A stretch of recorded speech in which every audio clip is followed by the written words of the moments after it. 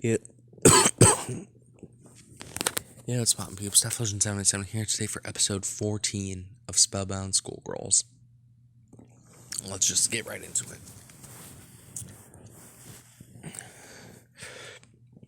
No. I am never playing that game. We should run. That thought fills my mind as the gargoyle comes charging at us, but none of us move. The sight of a statue moving on its own is far too shocking. Water went down the wrong tube.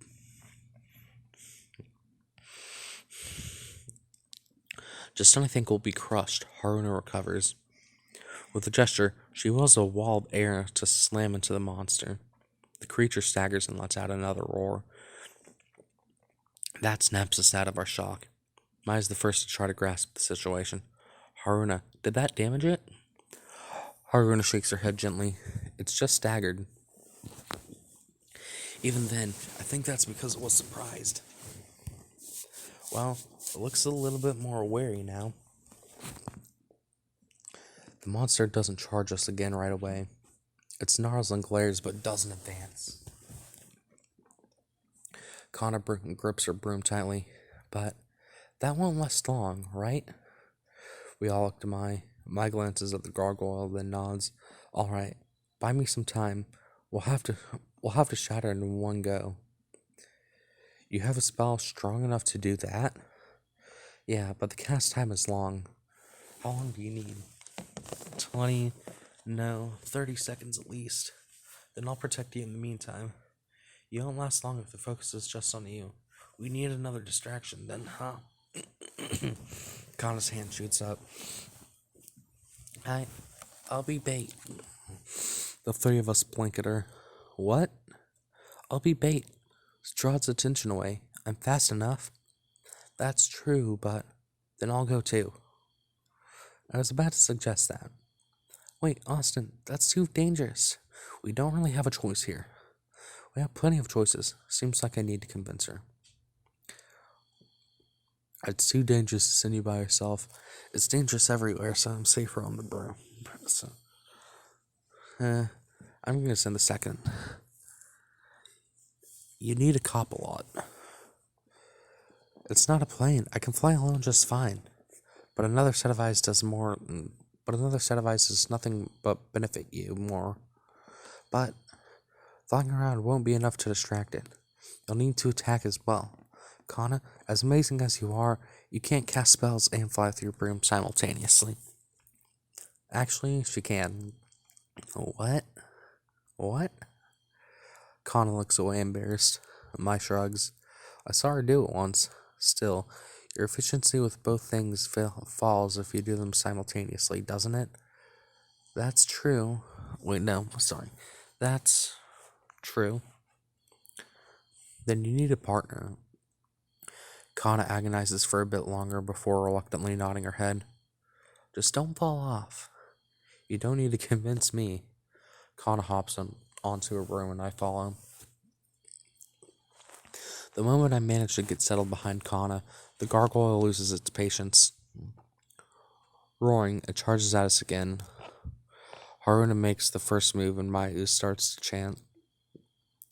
Balls of fire appear around the two of them and then shoot towards the monster. The gargoyle swats them aside but stops its charge. We're going. I have no time to respond. The broom lurches upwards with enough force to jerk my head back. Normally, I'd feel awkward about holding on to Kana as tightly as I am, but I can't really focus on that in this situation. Kana takes us right behind the gargoyle. What is it? When I use the wand, won't it make that alarm again? Last thing I want is to let people know we're down here. Kana shakes her head. I don't think the noise will reach the school. Besides, she points at the monster as it notices us and roars. I think it's making more noise than you could. I nod and raise the wand. I guess a fire spell would work? A massive flame shoots from the tip of my wand. It crashes into the gargoyle's face and knocks it back a bit. Roaring in outrage, it tries to swipe at us, but Kana is too fast. She swerves and soars past its arms with ease. Haruna then draws its attention back to her with an attack against its legs. The gargoyle turns to deal with her, but where are you looking? I cast another spell. This time a light beam scourges the gargoyle's arm. Oh, that was pretty cool. That was a pretty cool line, I guess. I think. Fuck. Austin, why are you so calm? Because I'm not driving? Careful, Kana. My life is in your hands. Don't say that. As the gargoyle focuses on us, Haruna steals its attention again. I then follow up with an attack of my own. Like this, we juggle its focus between us.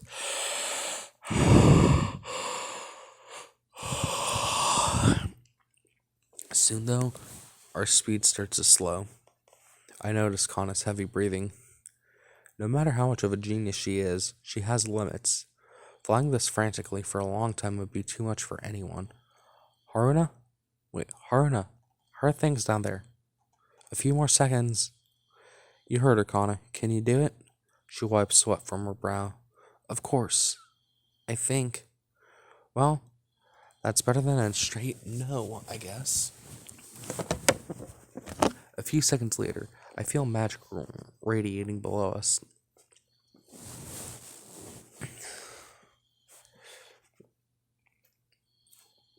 Yeah, I missed one line. So going back into the backlog. With Maya as the center, huge amounts of pure power start to swirl. Huh. That's utterly terrifying. Maya's ready. Get clear. Kana quickly maneuvers us away from the gargoyle. It tries to follow, but Kana is too quick. It then reaches down and grabs a nearby boulder. No way.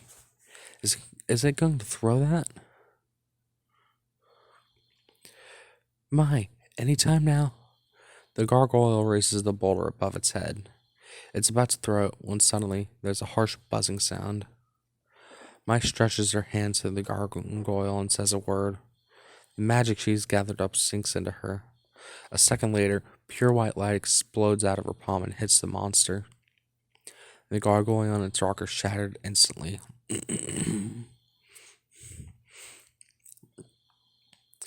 I'm about to celebrate when I hear Kana gasp. I follow her gaze and freeze. The debris from the shattered monster rains down on us. Kana, I know. She swerves and dives under rocks that would knock us off the broom.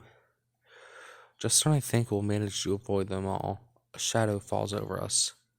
Seeing the massive rock falling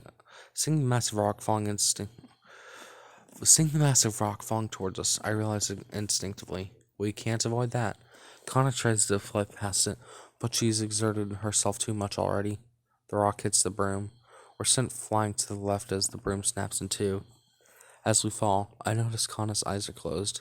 If she keeps falling like this, the sight of her being injured flashes across my mind. I can't let that happen.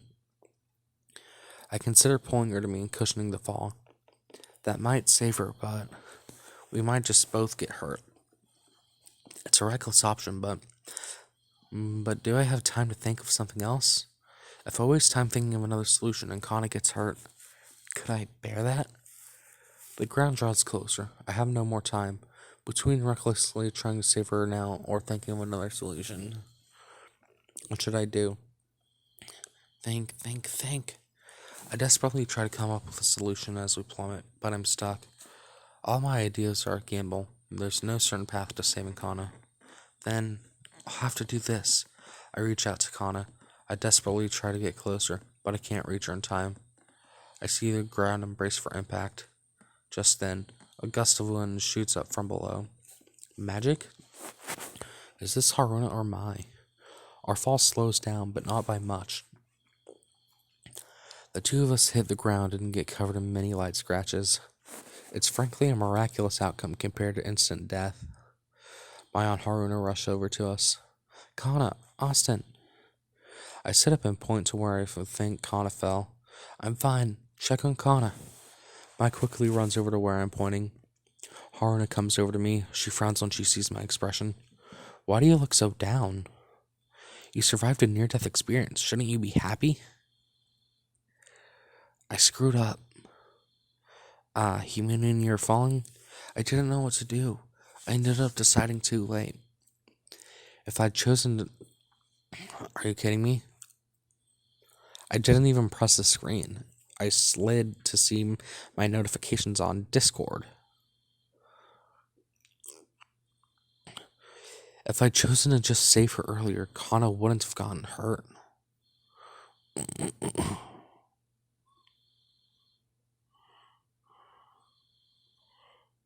Why didn't it go the first time when I was pressing a ton of X's? Haruna shrugs. I noticed that. I originally planned to come over here and lecture you, but... She points to where Kana is getting healed by my... Kana sees them and waves happily. Doesn't she look happy? Yeah. With all you had at that time, you managed to protect that smile. It's not a result to feel sad over, I think. You did your best, Austin. I nod. This isn't the time to feel gloomy. Really, I'm fine. My turn's Kana this way and that. Making sure no injuries were missed. Never hurts to be thorough. Austin, you get over here too. Sure. Haruna laughs from the sidelines as Mai pulls me in for a close examination. Mai double and triple checks our conditions before we decide to continue. We carefully open the door, fully expecting some sort of trap again. However, it seems the designers for this place are giving us a break. The walk down the path is peaceful. I knew there'd be security, but I didn't expect a gargoyle right off the bat. Agreed. They definitely seem determined to keep people out. She suddenly grins defiantly. But it doesn't seem like they understand people at all. The more you try to hide something, the more people want to see it. Kana nods enthusiastically. I understand that on a deep level.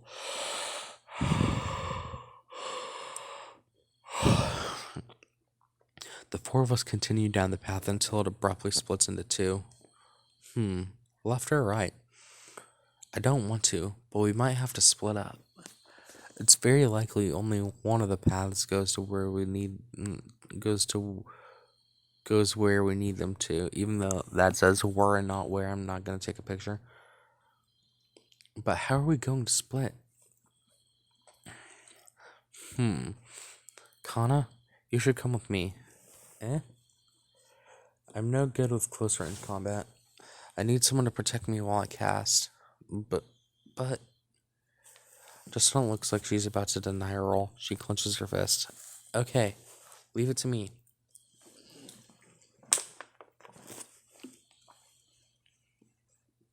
Look at this girl. She's gone and built some confidence. I find myself grinning at her. That means I'll go with you, Austin. Nice. I've got your back. Haruna gives me a smile. Okay, we'll split up into these teams then. Don't push yourselves. If you find yourself in a bad situation, retreat, no matter what. Haruna, I'll definitely protect Mai, so don't worry. I wasn't worried at all. You're capable, Kana. Mai chuckles. Oh, nice. Being protected is an interesting feeling. Don't you have something to say too, Austin? I glance at Haruna. My response is... I nod confidently. Relax, Mai. I'll return your Haruna back to you safe and sound. Am I a pet now? Take good care of her. And Mai's going along with this. The four of us split into pairs. Haruna and I take the left route while Mai and Kana take the right. It doesn't even take us 5 minutes to meet the obstacles. They're really thorough. I look at all the traps laid out in front of us. Dart traps line the walls, pressure plates that trigger spears from the ceiling.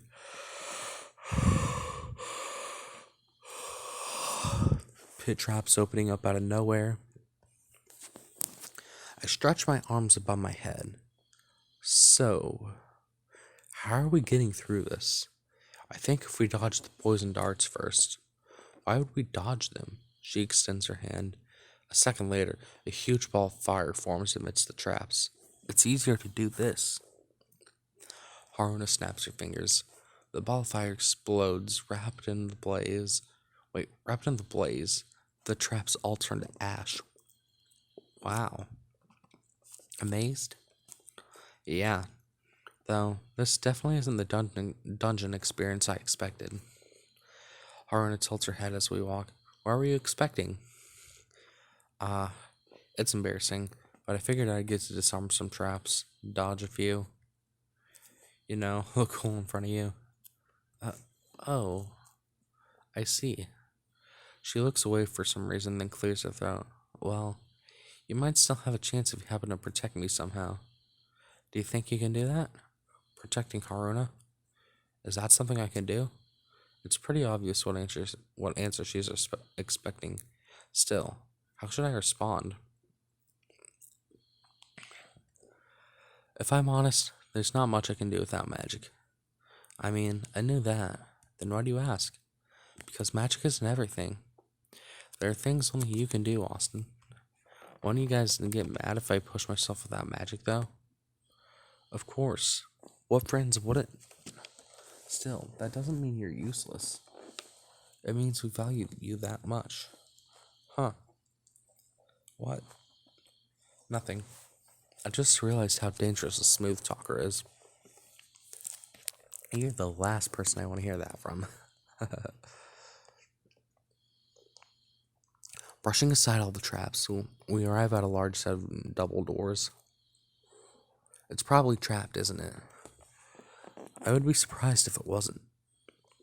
How do you want to handle this? Me? I blew up all the other ones, so I'm finally leaving this one to you. Live out your dungeon adventure. I feel some mockery mixed in there, but I'm too happy to care.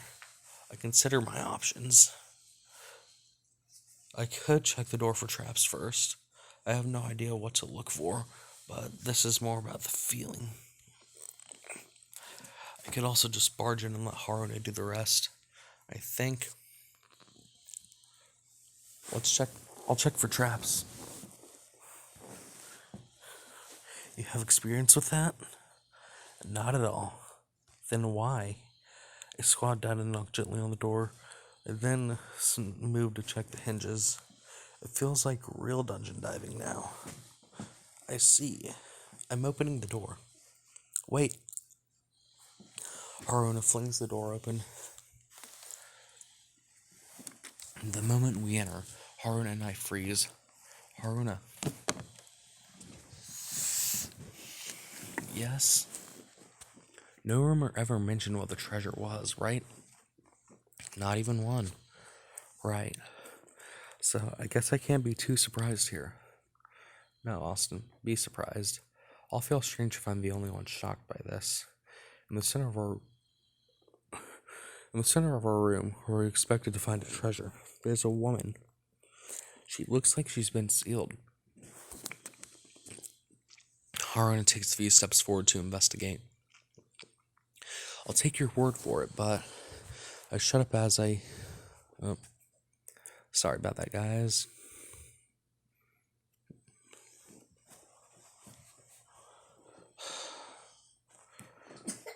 I shut up as I hear her chanting.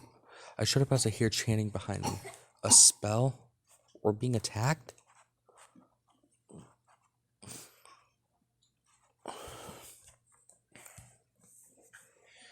Anyways, guys, that was episode 14 of Spellbound Schoolgirls.